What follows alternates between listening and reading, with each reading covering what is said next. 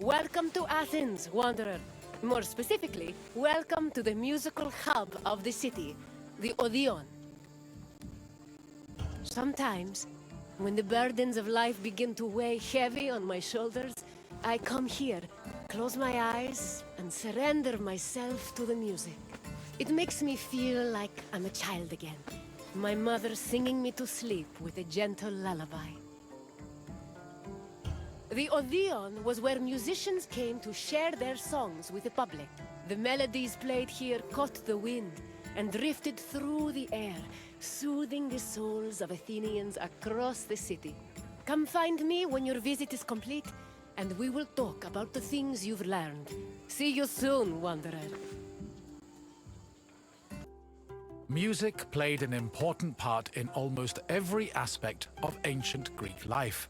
Whether attending a public gathering, rubbing elbows at a dinner party, laying out offerings in a temple, or marching into battle, there was a song for everything.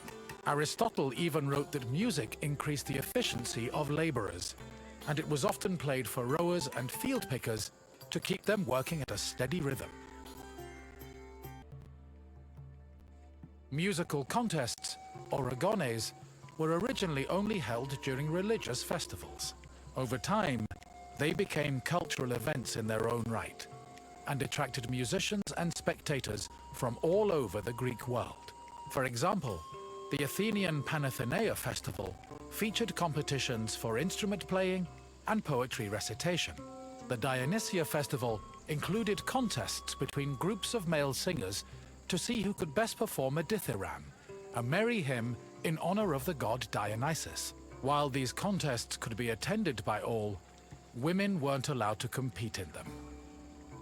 In the early days of the competitions, winners only received a crown and an ego boost for their talents. But from the Hellenistic period onward, the rewards were upgraded to cash prizes. These prizes were large enough for musicians to make a fortune, especially if they moved from festival to festival. The Odeon of Pericles was built sometime between the 440s and 430s BCE. The building was commissioned by Pericles for use in the Panathenaea festival. The Odeon was also a venue for poetry readings, political rallies, and philosophical performances. According to ancient sources, the original design of the Odeon was inspired by the tent of the Persian king Xerxes, a spoil of war the Athenians salvaged after their decisive victory at Salamis in 480 BCE. The building's roof was made of timber from captured Persian ships. In this sense, the Odeon was both a triumphant symbol of Athens and an insult to their Persian enemies. This structure was considered one of the grandest architectural accomplishments of ancient Athens.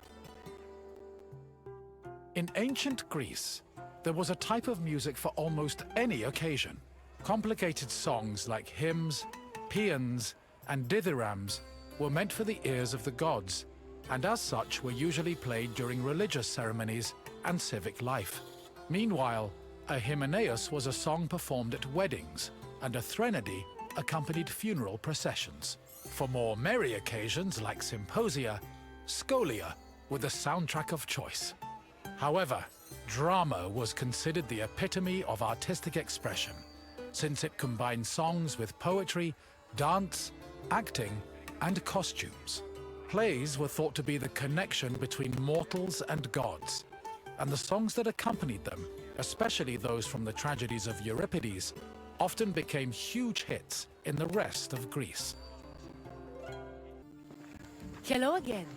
I trust your visit was worthwhile, and that learning of music was a feast for your mind. I know it was for mine. Is there anything else you'd like to do?